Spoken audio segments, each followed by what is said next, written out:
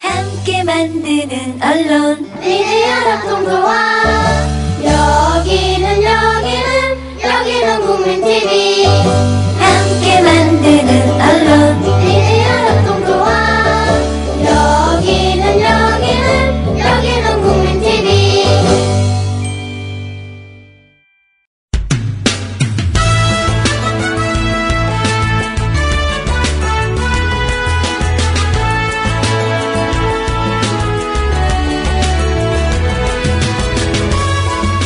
산하의 오역.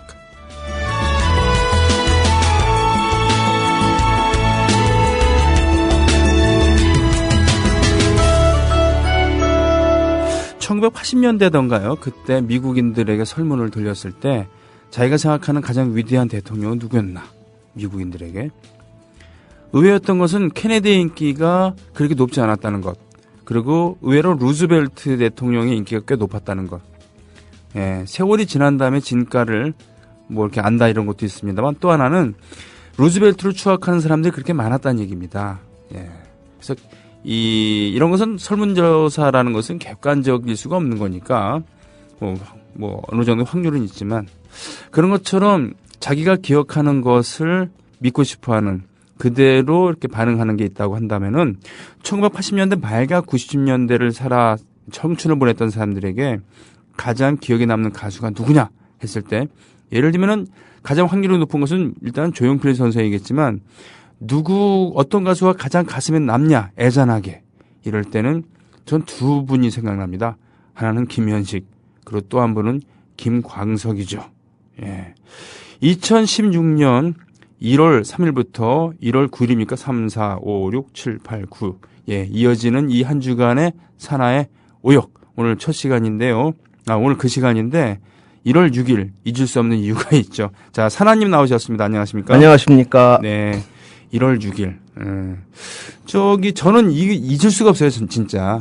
저도 그렇습니다. 예. 1월 6일, 1월 5일 밤에 바로,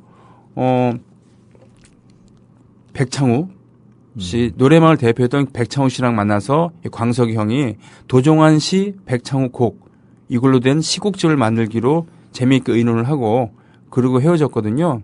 그러니까 사회생활, 김광석의 마지막 사회생활은 바로 백창우랑 만나는 거였는데, 저는 그때 노래말 팀원이었기 때문에 그 자리에 있지는 못했어요. 근데 그 매니저랑은 통화를 했거든요. 야, 광석이 형이랑 아직 있냐? 나 글로 갈까? 뭐 이런 얘기를 하고 그랬었어요. 겨울 못 갔었습니다만. 그리고 그 다음날 다른 일 때문에 어떤 사무실에 갔는데, 그 사무실에 사장님이 그러더라고요. 한참 얘기 나누다가, 근데 광석이는 왜 죽었대요? 이 얘기 듣고는 저는 정말 하얗게 돼버렸어요. 머릿속 하얗게 돼서 아무 얘기도 못하고 바로 세브란스 병원 영안실로 갔었죠. 예. 산하님은 어떠셨어요? 그러니까 정확하게 이제 20년 전이 되겠네요. 네. 그러니까 그때 저는 입사한 지 얼마 안 된 AD였습니다. AD? 아주 서툰 AD였죠. 야, 고생 많이 깨지고 욕먹고. 근데 그 부고를 들은 순간이 점심 먹을 때였는지 아니면 뭐 촬영 가는 차였는지 모르겠는데, 근데 그건 모르겠지만 그 말은 기억나요. 제가 했던 말을 기억나요. 네.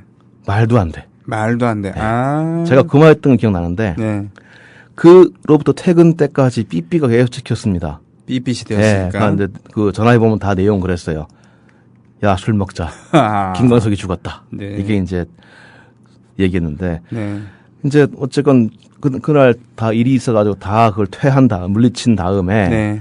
회사에 있는데 갑자기 지하 어떤 이제 한 12시 됐나요? 밤 심야였습니다. 근데 나오래요. 근데 이제 작가들 몇 명하고 PD 몇 명이서 이제 술자리 받았더라고요. 조촐하게. 회사 동료들이. 예. 누가 이제 CD 플레이어다가 이제 그 노래를 틀었어요. 네. 바로 이제 김광석 판이었죠. 근데 그 노래가 나왔습니다. 사랑했지만. 어제는 하루 종일. 근데 그 노래를 이제 함께 해본 다 아시겠지만, 원래 대개 이 노래는 독창에서 합창이 됩니다. 그 사랑했지만 그 할 때. 사랑했지만은, 그거는 사랑했지만 이렇게 해야 돼요. 예, 합창이 되죠. 네. 근데 그때 이제 그 노래 부르는데, 그 당시 뭐 27에서 뭐 35까지 뭐 이렇게 대충 청춘하고 하긴 좀 무한 사람도 있지만은. 네. 근데 그들 전부가 어떤 그 노래에 빠졌어요. 그러니까 다들 추억이 있는 거예요. 그 노래에 대해서. 뭐 입대한 애인이 불러줬던 이등병의 편지, 네. 그다음에 뭐 그녀가 처음 울던 날 같이 헤어진 옛날 이별 스토리, 네. 그다음 거리에서 100번쯤 부르면서 실현당한 날 불렀다는 뭐 PD, 뭐 하여튼 뭐 쭉 얘기하면서 네. 얼마나 그 김광석의 존재가 살뜰하고 섬세하게 사람들의 일상과 추억 사이로 쌓여 있었는 것 같다가 알겠더라고요. 네. 그러니까 사실 김광석이라는 거를 그 사람이 사람들 앞에 처음 등장이랄까 했던 거는 아마 좀 더 거슬러 올라갈 겁니다. 1987년도에 이른바 노차사가 처음 공연했었어요. 네. 그때 이제 젊은 대학생들 대거 몰렸죠. 거의 네. 뭐 그냥 대학로에서 했는데 거의 뭐 제 기억에 제가 들은 얘기로는 뭐 그냥 자리가 없었다 할 만큼 제가 알기로는 동숭고등학교 네. 있죠? 예, 그러니까 예. 동성고. 그 기독교 백지정 경연을 했다고 합니다. 아, 그래요? 예, 예.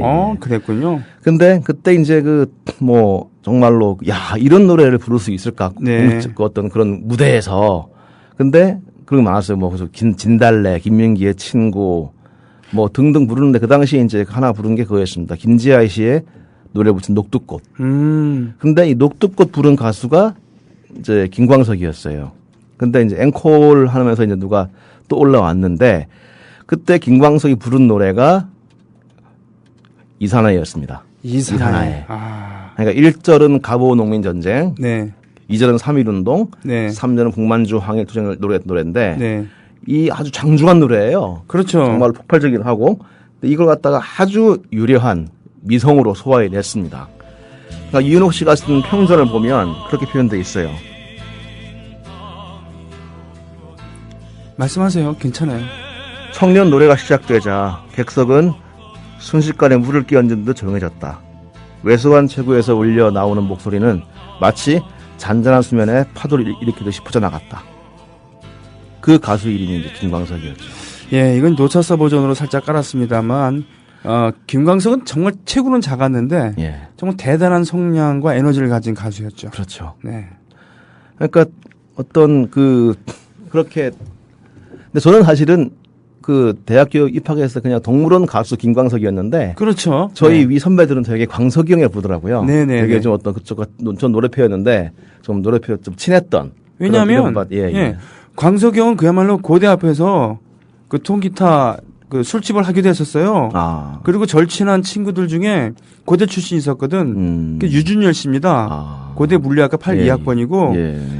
또 동물원의 멤버들이 전부 다 친구들이었는데 그 친구들이 뭐 연세대, 고려대 주로 그 자기만 이제 명지대 뭐 이런데 그 82학번들이고 어울려 놀았죠. 그리고는 예. 당연히 고대생들이랑도 잘 알고 있었고 고대 노래열.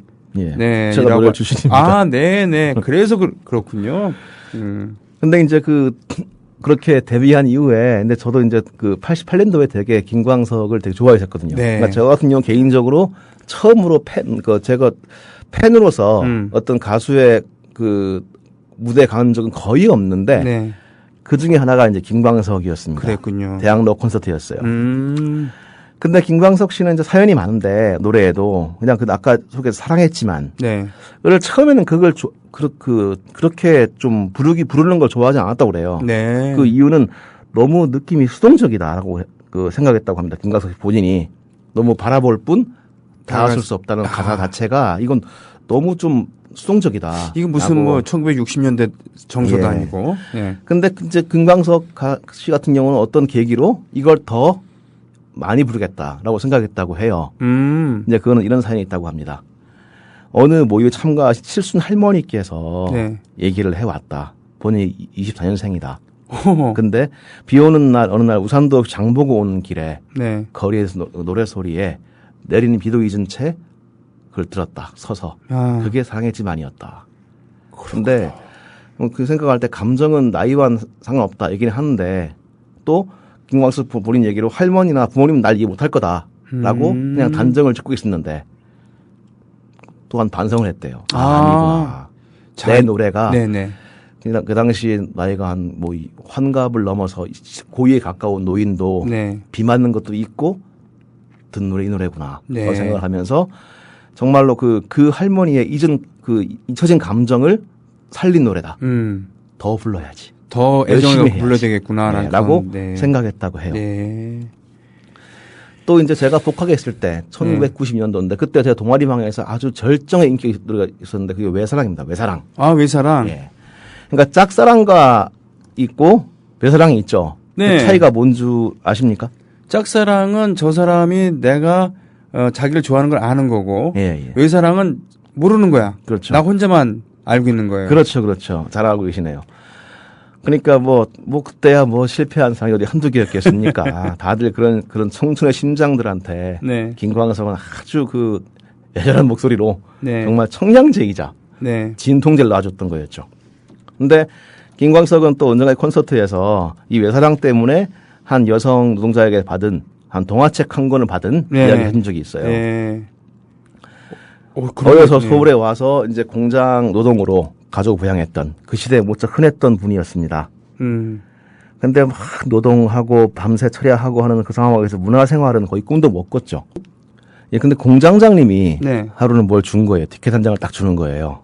아, 이거 갖다 와봐라. 그게 이른바 김광석 티켓이었어요. 네. 콘서트 티켓이었어요. 그때 그녀는 누군지 몰랐답니다. 김광석을. 그래요? 근데 이제 공짜를 섞일 수가 없어서 네. 갔대요. 시간 내서. 근데 거기서 울고 말았죠. 그래요? 그녀를 울린 노래가 제목이 그거였습니다. 외사랑이었습니다. 외사랑. 예. 아, 그렇군요. 내 사랑 외로운 사랑. 네네. 이루어질 수 없는 사랑인가요? 하면서 공장의 하얀 불빛은 오늘도 그렇게 쓸쓸했지요. 밤하늘엔 작은 별 하나가 내 마음같이 울고 있네요. 그렇죠? 하얀 불빛은 하얀 불빛은 하얀 불빛은 오늘도 그렇게 쓸쓸했지요. 그때 그녀는 그 노랫말에 어떤 주인공이 된 기분이었다고 그래요. 예, 그러니까, 한도 씨가 만든 노래죠. 예. 네. 자신의 꽁꽁 숨겨둔 속내를 읽어주고 네. 위로해준 게 고마워서 네. 그런 동화책 한 권을 사서 그 사연을 적어서 선물했던 겁니다. 그랬군요. 김광석한테. 그러니까 그 노래는 참 친절했어요. 그러니까 냉수를 팍 퍼먹어도 식지 않는 가슴에 불덩이를 조곤조곤 달래고 가라앉히고 네. 또 막 선인장을 긁어도 도통 뭐 해결될 것 같지 않은 그런 가려움 갖다가 긁어주고 네. 또 아프지? 아픈 거 알아. 실컷 아파해라. 그건 우리 권리야. 라고 막 등을 뚫기는 것 같은. 광석영 자체가 친절했거든요. 예. 광석영은 남의 부탁을 거절하지 못한 사람이었어요. 예. 그러니까 그의 노래의 힘은 듣는 사람들을 이해하고 네. 그들의 슬픔과 아픔으로부터 노래의 생명을 빌리고 네. 또 그를 통해 다시 그들을 위로했던 그런 친절함에서 나온 게 아닌가 네. 그런 생각이 듭니다. 저도 이제 그 또 하나 기억나는 거는 네. 그렇게 김광석 씨가 허무하게 떠나신 다음이었어요. 그러니까 1년 뒤에 1997년의 세모는 그 연말은 정말로 분위기 안 좋았죠. 1997년 12월. 연말. 그렇죠. 네. IMF였죠. 대통령 선거는 치렀지만 그래서 예. 뭐 DJ는 당선이 됐지만 나라는 예. 거덜났었으니까. 예. 6.25 이후 어떤 최대 국난이랑 IMF가 터졌었고 네. 정말 정례구의 칼바람이 온 나라를 휩쓸고 등산로에는 평일날도 양복 입고 구두 신은 사람들이 막 넘쳐났고 정말 그땐 추웠습니다. 네. 뭐 돈들은 좀 없었지만 그래도 어떤 속내는 열렸죠. 그래도 이제 그때 제 기억나는 술 먹고 이제 2차는 가야 되니까 노래방에 갔습니다. 네. 근데 막 노래방도 막 노래를 하다가 이제 제가 이제 술 먹다가 이제 그 화장실에 가는데 네. 갑자기 한 중년 신사 한 명이 막 그냥 울고 있는 거예요. 밖에 소파에서 뭐 아. 너무 엉엉 울고 있었어요. 하면서 잘렸구나. 그러니까 너무 참 이른바 명퇴됐구나. 네. 지금 그 너무 그러니까 격하게 울더라고요. 어린애 같이 나이가 한 50 된 분인데 네.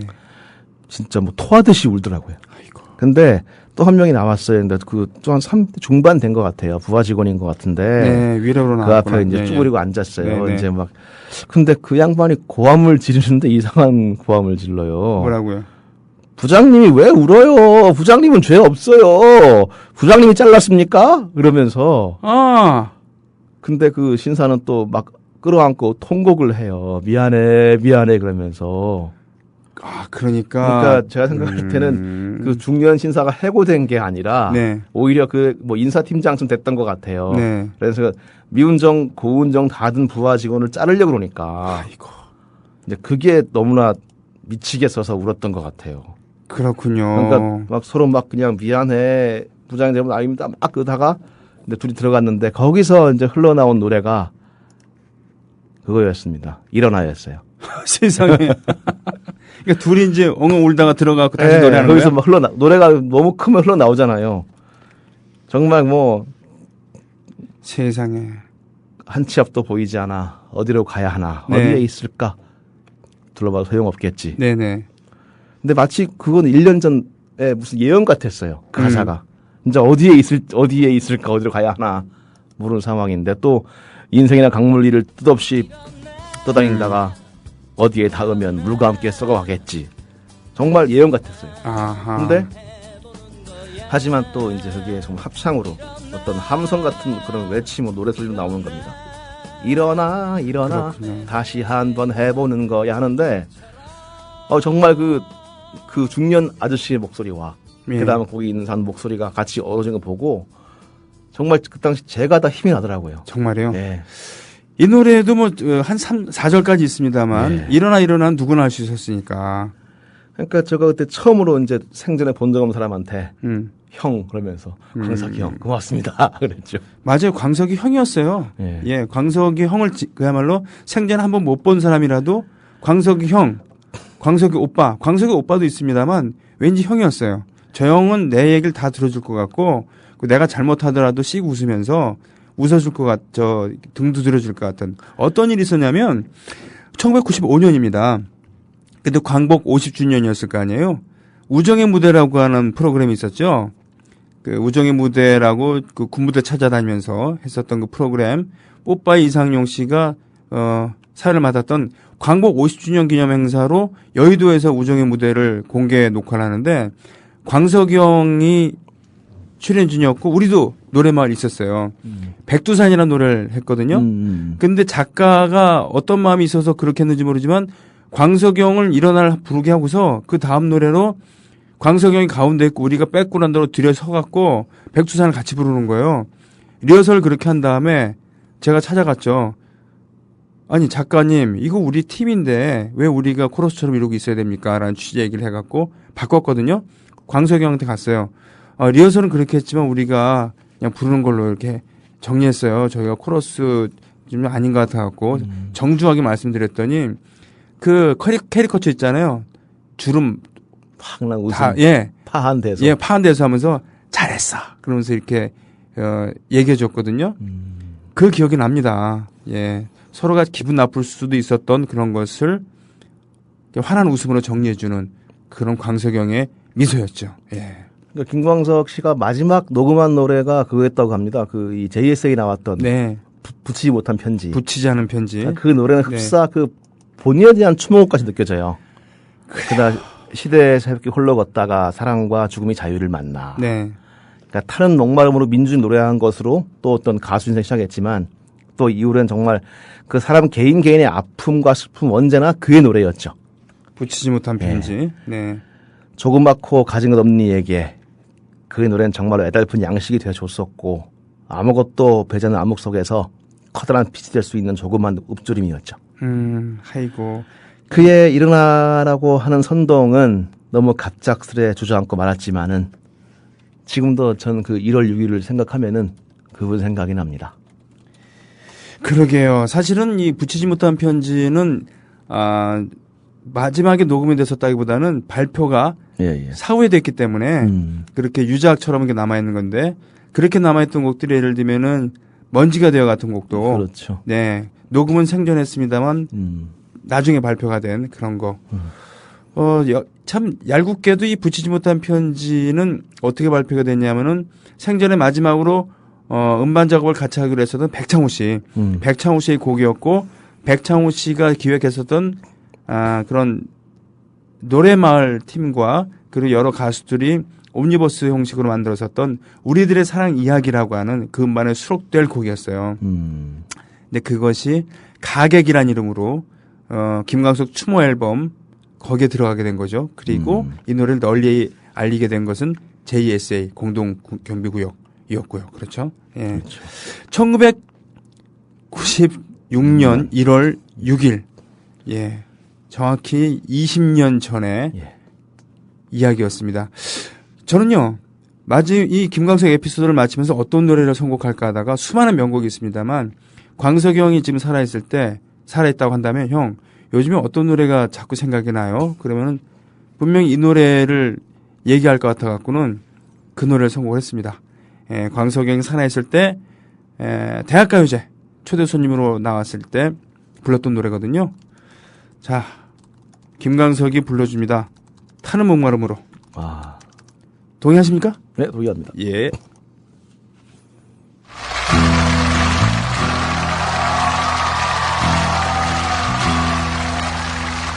내 머리는 너를 잊은 지 오래 내 발길도 너를 잊은 지 너무도 제 이런 노래를 버젓이 광장에서 공중파를 통해서 이렇게 중계되게 됐었던, 그렇게 부르기도 했었던 시대가 분명히 있었습니다. 있었습니다. 예.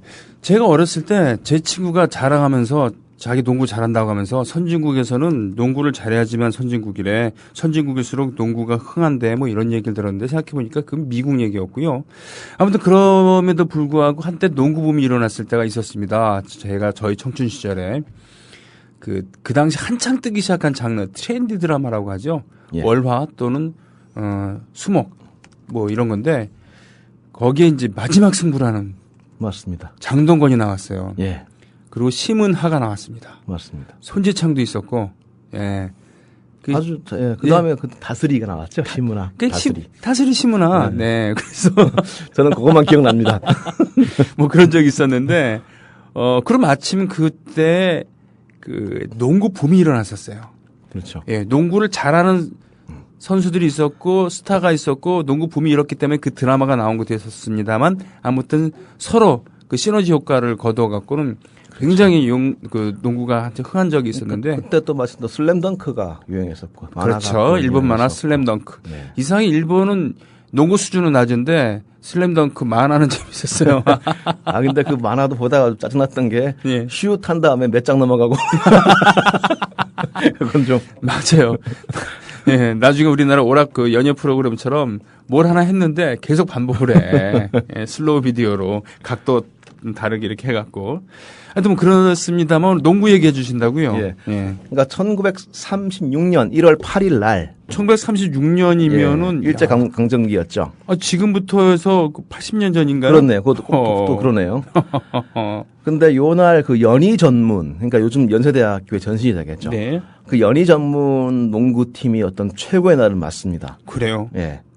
그러니까 그 얘기를 좀 하려고 하는데. 네, 그거 참 생소한 얘기네요. 예, 예. 그러니까 요즘은 좀 농구가 시들한데, 네. 그러니까 제가 아마 비슷할 때입니다. 농구에 되게 열광할 때 있었는데, 네. 그때는 묘하게도 그 연세대학교 농구팀이 결정기를 구가할 때와 일치합니다. 오지원, 예. 이상민, 윤경은, 김훈, 서장훈. 저는 이제 이 라이벌 학교를 나왔기 때문에 네네네. 언젠가 한번 이 서장훈 선수가 덩크를 꽂은 다음에 내려오면서 갑자기 저를 향해서 감자를 탁 먹이는데 이런다면서 되게 펄펄 뛰었던 기억이 납니다. 저는 그 TV로 중계하는 걸 봤는데 연세대가 그러니까 엎치락 뒤치락 하다가 확실하게 승기를 잡았거든요. 예, 예. 그런데다가 덩크슛까지 날리니까 되게 모욕적이었죠. 상대 학교였으면은 정말 모욕적이었을 거고, 예. 가해 학교였다면은 되게 통쾌했을 것 같아요. 그렇습니다. 예. 그 얄미로운 이제 연세대학교의 어떤 전신, 네. 연희 전문이 그 1월 8일 날, 아까 얘기했던 1936년 1월 8일 날, 네. 그 전 일본 농구 선수권 대회를 재패합니다. 그러니까 전 조선 일본에서 그러니까 식민 조선 팀이 일본의 유수팀을 꺾고 네. 우승을 한 거죠. 그래요? 예. 그러니까 그 당시 스포츠 같은 경우는 상당히 조선 사람들이 잘했습니다. 그러니까 축구도 보성저물이 우승한 적이 있었고요. 그러니까 농구에서 이제 그 처음이었는데 이게 참 그 미국에 있어서 흑인의 처지랑 비슷한 건가요? 비슷한 거죠. 네. 그러니까 그 가운데 한 분이 빛나는 이름이 있어요. 이성구라는 분이 계세요. 이성구. 예, 예. 그러니까 충남 천안 출신이신데 이 양반이 농구와 인연 맺은 것은 그 서울의 휘문고보로 유학 갔을 때였어요. 아, 예. 근데 이제 1년에 이제 이제 이 양반이 1년 위 선배들이 농구 하는 걸 보고 네. 이제 신기하다가 이제 그 몰래 그걸 꺼내가지고 한번 해본 게 농구의 시작이었어요. 오. 근데 소질이 있었던 것 같아요. 네. 이왕 선수가 됐고 이제 뭐 졸업생 때는 거의 그 YMCA 농구단 그 당시 한국 대표격이었던 네. 거기에 이제 발탁이 될 만큼 네.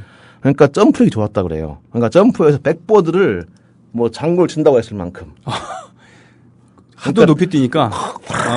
그거요? 예. 근데 그만큼 그거 좋았는데 이제 그 연희 전문 창단 멤버가 됩니다. 근데 그분이 이제 주로 이제 그 맡은 임무는 포인트 가드였다고 해요. 네. 근데 그 당시에 이제 이 포인트 가드가 원래 중요하지 않습니까? 네. 그러니까 연희 전문 팀은 창단 첫 회 4강에 올라요. 다 쓸어버린 거죠. 그러니까 창단 첫 회? 예. 그러니까 보성 전문이 먼저 생겼어요, 농구팀은. 고대? 예, 고대. 네. 근데 그걸 꺾어버리고 네. 창단팀 우승을 합니다. 그렇군요. 예. 근데 그만큼 했는데 이제 이 양반 졸업한 뒤에 은퇴를 해요. 그러니까 진명여고 교사를 맡습니다. 그러니까 졸업을 하고 예, 은퇴를 하고 은퇴하고 그때 사회생활을 일찍 시작했으니까. 그렇죠. 예, 예. 뭐 실업팀도 없었고 군대도 없었고. 예, 군대도 없었고. 예. 근데 이제 1936년에 일본에서 일본 농구 선수 대회 겸 네. 베를린 올림픽 어떤 그 손선발 대회가 열립니다. 그랬군요. 예, 어쩐지 36년에 베를린 올림픽 있었지. 그러니까 네. 이제 식민지 조선에서는 두 팀이 참가를 하는데 네. 전보전, 그다음 전연전 이게 잘 모르겠는데 이게 뭐 그 보성대본 올스타 야, 뭐 그런 거 아닌가 합니다. 안 봐도 비디오네. 예, 그러니까 재학생과 다 데리고 간 거. 그 재학생 있고 그다음 졸업생 다 데리고 간 거예요. 네. 그러니까 제가 생각할 때 전보전, 전연전 팀이 가요. 근데 나이 그 당시 25세였지만은 이제 여고 선생님이었죠 이미. 벌써 은퇴했고. 예, 예. 근데 일종의 선수는 아니고 일종의 이제 관계자로 간 것 같아요. 네. 근데 이 보성 전문팀은 탈락을 합니다. 네. 근데 연희 전문팀은 일본의 관동학원 팀을 이기고 뭐 거의 뭐 대파하면서 파란 일으키죠. 오. 근데 일본 측에서 조금 비상이 걸려요. 이거 마라톤에서도 그냥 이상한 조선증들이 와가지고 판을 치는 바람에 손기정, 예, 남승용. 영 그 스타일이 구겼는데 이거 또 농구 선발전에서 이렇게 또 설치면 안 되는데라고 생각을 했겠죠. 그렇군요. 가뜩이나 이제 또 식민지 백성 주제에 말끝마다 외놈 한단 말입니다. 키가 작은 외놈들이라고. 농구란 말이에요 또. 그렇죠. 예. 그러니까 더 기분 나쁜 거예요. 그래서 이제 일본 애들이 뭐 어떻게 하냐면은 그 대회 출전에 앞서 그 있었던 보성 전문과 이제 시합했어요. 연희 전문이. 네. 근데 이때 또한 라이벌이었지 않습니까? 네. 그러니까 그 연희 전문 주장이 꼭 이제 그 버르장머리 없는 보성 전문 선수를 갖다가 신입생하고 이제 시비가 붙어요. 네. 들이 받아버려요. 내가 그것 때문에 이제 폭행으로 끌려갑니다 경찰서에. 그러니까 연희 예. 전문 학생의 예. 주장이 예, 보성 신입생 신입생을 머리로 박았다는 예, 얘기. 박았어요. 네. 그러니까 그걸 끌려갔죠 종로서에. 네. 근데 그거를 핑계로 출전을 금지해 버립니다. 연희 전문. 예, 뒤늦게. 그러니까 불미스러운 일로 예. 됐다. 오래된 일이고. 예, 하지만 그걸 핑계로 한 명을 정지시켜 버리니까 이른바 독수리 오형제 가운데 한 명이 잘린 거죠. 주전이. 예. 예. 그때 이제 연전 농구부장이 이성구를 호출합니다. 자네가 뛰게. 아니, 제가 농구공 던지고 언제든 제가 합니까? 뛰어. 그럼 그냥 갈래? 하면서 결국은 이성구가 코트에 들어왔어요. 근데 물론 이제 실력이 녹슨 건 아니었겠지만은 공백이란 무시할 수가 없기 때문에 이성구는 한 번 딱 뛰고 두 번째 헛걸면 좀 천천히 하고. 그러니까 그렇죠. 퀵, 슬로우. 그걸 펼치게 돼요. 네. 근데 이게 변칙이었던 거예요. 그러니까 한 번은 빨랐다가 한 번 늦었다가 포인트 가드. 그러니까 오히려 그게 더 효과 발휘해서 상대방을 교란시켰군요. 예. 그래서 이기는 거예요. 일본의 이 고대와 자매기를 맺은 학교 와세다가 이제 졌어요. 네. 그리고 일본 최고의 명문인 동경제대도 집니다. 네. 그 다음에 마지막 이제 교토대학과의 결승이 열리는데 거기서 아예 뭐 그냥 원사이드 이겨버려요. 20점 차. 야, 그럼 이 학교들은 물론 지금도 명문 학교로 돼 있었습니다. 그 당시에는 모든 면에 있어서 명문이었나 보죠. 그렇죠. 근데 그래서 이제 그 식민 조선의 어떤 연희 전문 농구팀이 네. 창단 6년 만에 네. 전 일본 농구 선수권을 거머쥔 거죠. 그렇군요. 이게 1월 8일이었어요. 1936년 1월 8일 그랬군요. 그래서 이제 이성구는 일본 대표팀이 돼서요. 같이 네. 갑니다. 베를린 올림픽에. 네. 그래가지고 스타디움에 가서 이제 막 이제 같이 입장을 하죠. 세상에. 근데 이제 거기서도 이제 일본인들의 골치를 앓게 해요. 네. 감독이 약간 좀 깔보는 얘기를 하니까 네. 돌아앉아 버려요. 그렇게 말하면 난 안 뛰겠다.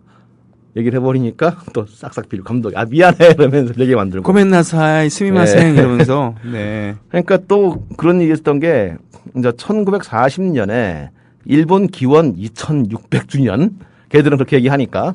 아, 뭐 우리가 단기 쓰는 예, 쓰는 거 것처럼. 있습니다만. 네. 근데 그때 그런 해였다고 해요. 근데 그때 동아시아 경기대회 열렸다고 합니다. 그 당시에 뭐 한국, 만주국 뭐 이렇게 아하, 일본 네네. 만주국 해가지고. 네네. 근데 필리핀과 농구를 했대요. 일본이. 네. 근데 이제 그 당시에 이제 그 일본 감독이 일본 선수만 짰대요. 스타팅 멤버를. 아주 막 하는데 지는 거예요. 네. 아 이제 감독이 이제 야 안 되겠다. 도슨선 나가라. 네. 그때 이제 이성구가 그때 한마디 했대요. 뭐라고요? 너희가 해서 지고 있으니까 너희가 끝내라. 우리 조선인들은 안 뛴다. 네. 왜 지금 너희가 끝내. 어. 왜 우리를 지금 넣어? 그래서 결국 감독이 또 싹싹 빌어서 그래서 우르르 나가서 그걸 이겼대요. 그래요? 예. 진짜 이거 사실 얘기한 거죠? 예, 사실입니다. 아, 산하의 오역은 이거는, 예. 산하의 오역이 가볍게 느껴질 수는 있어도 거짓말하지는 않습니다. 네. 이 얘기는 그 농구 잡지 점볼이나 네. 어떤 기타 많은 기자분들이 기사화 하셨고요. 네. 거기서 보는 겁니다, 제가. 예, 알겠습니다. 예. 해방 뒤에도 이분은 되게 이제 그 연대 체육부장 맡으셔가지고. 체육부장. 예. 정말 그 연대 농구의 어떤 별들을 많이 기록냈어요. 그렇습니까? 박렬, 네. 신동파 감독, 어. 뭐 등등 우리 그 김인건 감독 등 어떤 뭐 여러 그 진짜 농구계 어떤 어르신들을 갖다가 또 길렀던 분이고. 야. 그러니까 지금도 연대에서는 그 우수한 어떤 코치들 분들한테 이성구상을 수여하고 있어요. 그만큼 전설적인 예. 분이군요. 그런 이제 죽을 때까지 농구인이었고요. 네. 근데 또 하필이면 또 그분이 이제 91살로 돌아가시는데 네. 그 날이 네. 한국 농구 최고의 명승부를 할 수 있는 2002년 아시안 게임 결승이었어요. 그러니까 2002년 아시안 게임 남자 농구 결승. 이때 한국 그 주전이 바로 이제 문경은, 서장훈, 이상민, 방성윤, 조상현 등 예. 까마득한 연대 후배들이었죠. 네네. 근데 그 승부는 지금도 유튜브에서 한번 보시면 아시겠지만 정말 극적이에요. 거의 그러니까 이길 수 없는 게임을 이겨요. 결국은 이겼어요. 이겼어요. 남자 농구가 중국을 이기는 적이 20년 만에 처음이었을 겁니다. 야. 아마. 그러니까 1982년도에 뉴델리에서 이긴 다음에 아마 처음이었을 거예요. 그랬군요. 근데 딱 그날을 골라서 세상을 뜨셨어요. 그렇군요. 근데 그 전에 이제 그분의 어떤 생전에 항상 하신 말씀이 있다고 해요. 그러니까 그 걱정하신 게 이렇게 걱정했다고 합니다. 뭐라고요? 운동만 잘해도 졸업장을 주고 네. 인격이 갖춰지지 않아도 좋은 데 취직해서 봉급을 준다든가는 풍토가 계속되는 거는 네. 체육인들한테 좋지 않다. 그건 아하. 재앙이다. 네. 그러면서 항상 이렇게 얘기했대요. 졸더라도 수업 들어가라. 그렇게 얘기하셨다고 합니다. 이걸 후대에 그런 그 체육인들이 예. 이 부분을 명심을 했으면은 우리 학원 스포츠가 예. 훨씬 좀 명랑해지지 않을까. 그렇게 생각을 합니다. 예, 뭐 이런 생각입니다만 예. 지금도 이게 문제잖아요. 그렇죠. 예. 선수가 엘리트 체육에 의존한 결과 선수들이 그러니까 선수이기 전에 학생인데 공부를 너무 등한시하니까 예. 그 아주 좁은 문을 통과를 해서 용케 성공을 한다 하더라도 그 끝난 다음에 은퇴한 다음에 할 것이 마땅치 않거나 그렇죠. 무엇보다도 그 좁은 문을 가기 전까지 수많은 선수들이 탈락을 하는데 그렇죠. 그 선수들이 할 게 없는 거야. 그렇죠. 왜? 운동밖에 모르니까. 그게 참 아쉬운 게 일본만 해도 그렇지 않다고 하더라고요. 일본은 원래부터 학원 스포츠의 기본은 공부하면서 하는 겁니다. 그렇죠. 예. 야구부 같은 경우도 최소한 그 전부 그 운동, 그러니까 수업을 들은 다음에 그렇죠. 이렇게 방과 후에 하는 거고 아무리 급하더라도 오전 수업까지는 하는 걸로 이렇게 되는 건데. 그게 참 아쉬운 분이기도 한데 네. 근데 그분이 이제 이성구 선생님께서 그런 말씀을 하셨다고 합니다. 그렇군요. 이성구 선생도 그렇습니다만 송도고등학교를 수십 년 동안 이끌었었던 전설 그 같은 예. 감독 선생도 계셨죠. 아, 그분 얘기 제가 언젠가 할 겁니다. 아, 그렇습니까? 예. 그분 얘기도 아주 유명한 얘기가 있죠. 아, 알겠습니다. 예. 자, 기대하겠습니다. 예. 오늘 그런 의미에서 이 에피소드를 마치면서 마지막 승부를 들어야 되겠군요. 예. 옛날 생각하시는 분들 추억에 잠기실 수 있겠고 마지막 승부가 뭐야? 라고 하는 젊은 세대들 같은 경우는 한번 찾아보십시오. 얼마나 근사한 드라마였는지. 예, 듣겠습니다.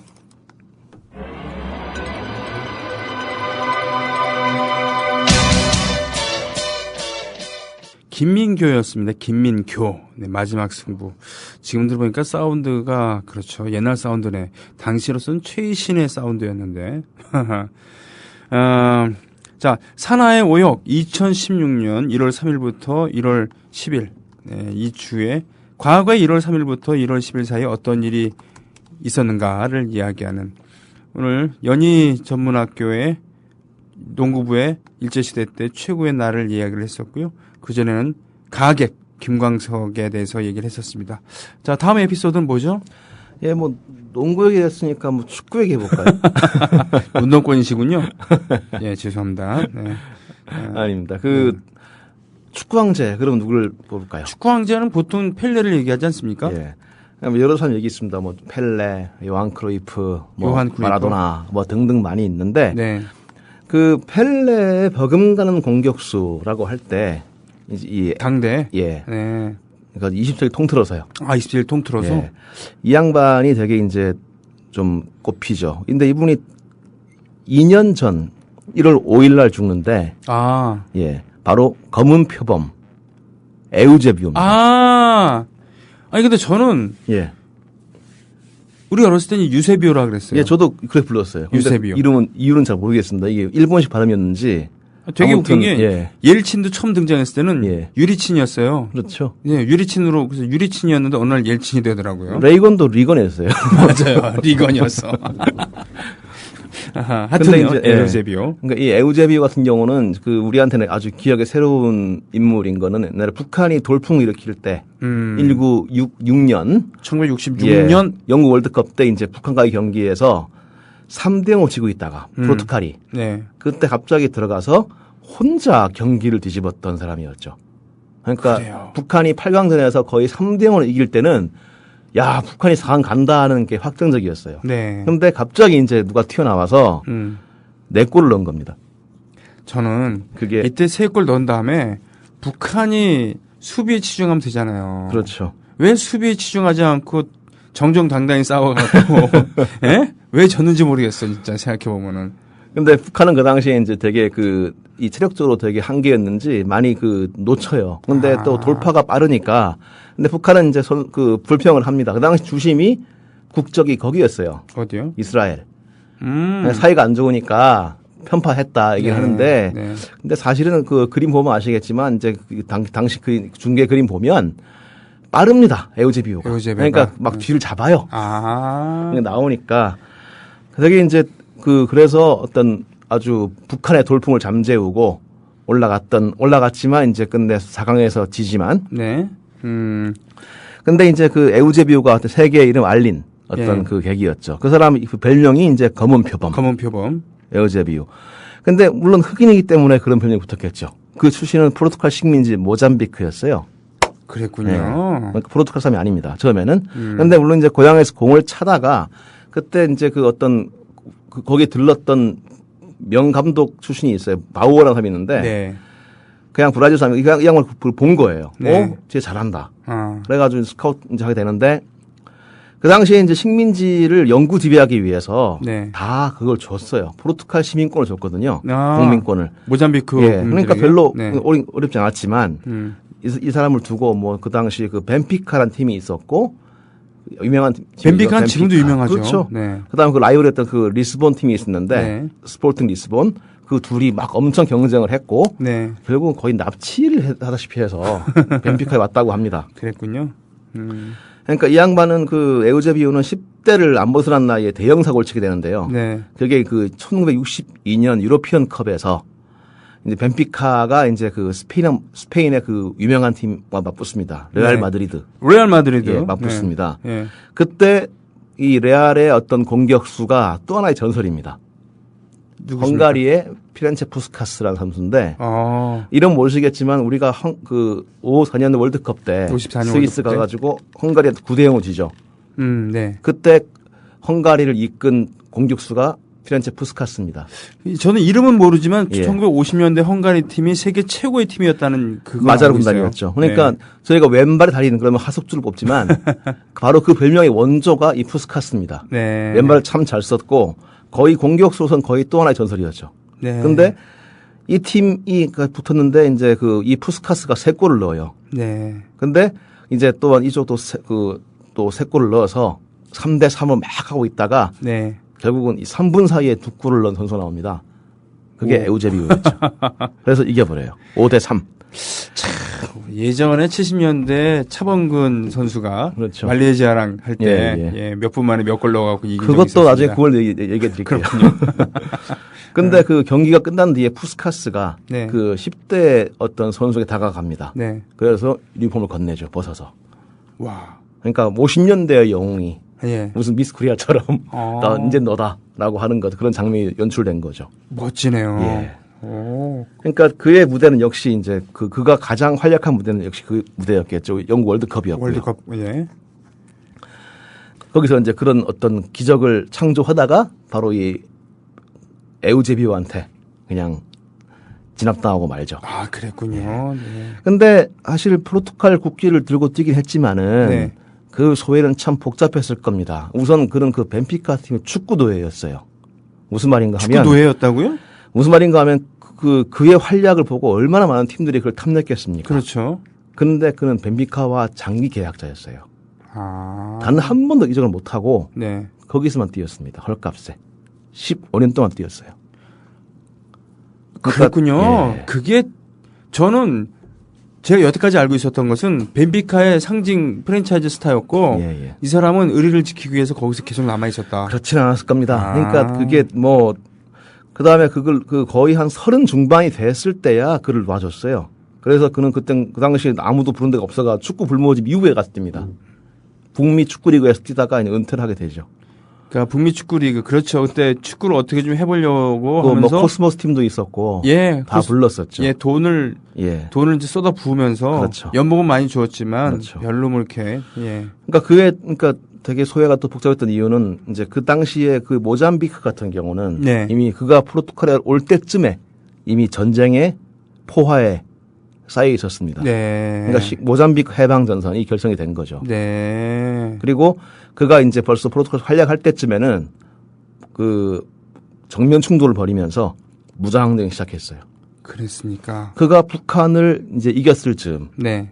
바로 북한을 했을 즈음, 그 모잠비크의 해방 전선을 가장 열렬히 지원하고 네. 했던 나라가 또 북한이었습니다. 야, 이런 우연이 있군요.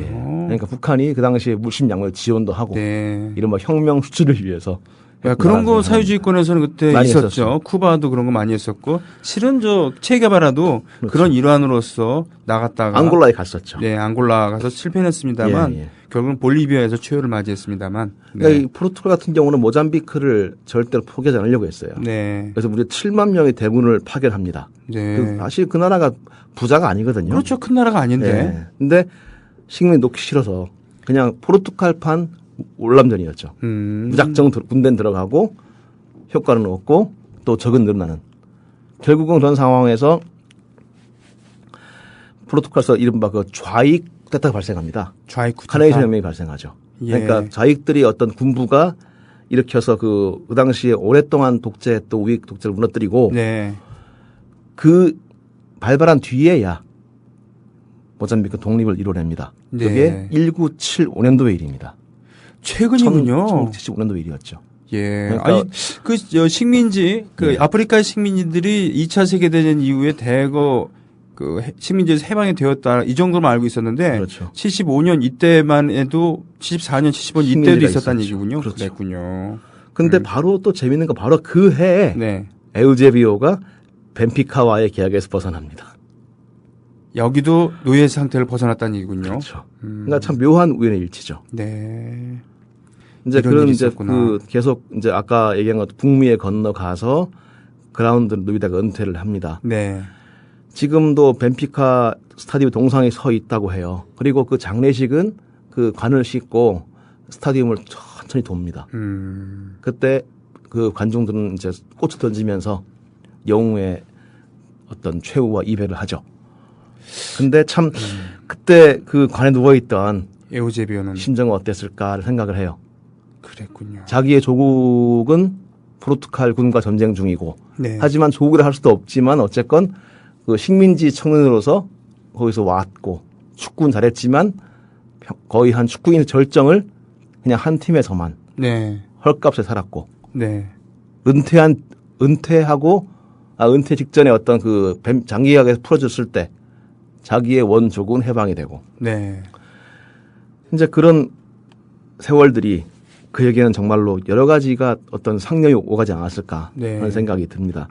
그랬군요. 그의 어떤 축구 인생에도 식민지와 피식민지 아픔은 새겨져 있었고 또 벤피카가 그걸 붙들어맸던 15년 세월은 영광스럽지만 않았을 것이다 라는 생각을 하죠.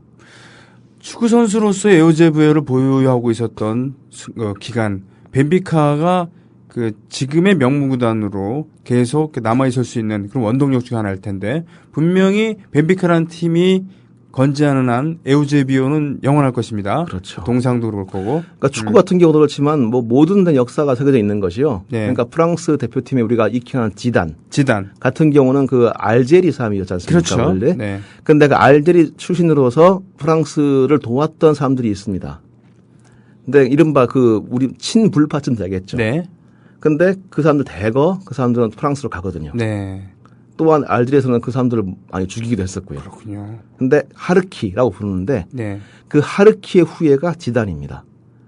그랬군요. 예. 그런 것도 있었고 또 옛날에 독일 나치 독일 때에는 오스트리아 출신의 어떤 정말 스타 플레이어가 네. 유태인이라는 이유로 네. 어떤 박해받다가 자살하게 됐었고요.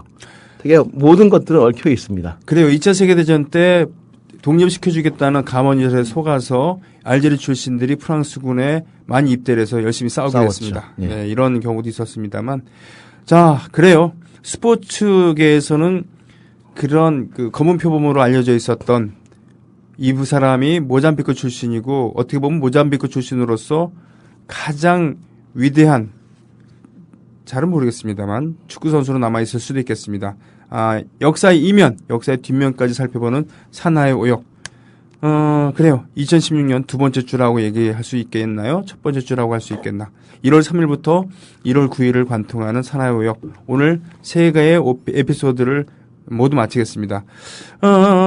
파두라고 하는 그런 장르가 있어요.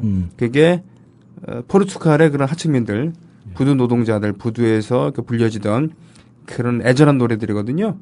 아마리아 로드리게스라고 하는 전 세계적인 세계적으로 유명했었던 그런 분이 불러주는 검은 돛배를 들으면서 오늘 에우제비오를 생각하겠습니다. 오늘 고생 많으셨습니다. 고맙습니다. 감사합니다.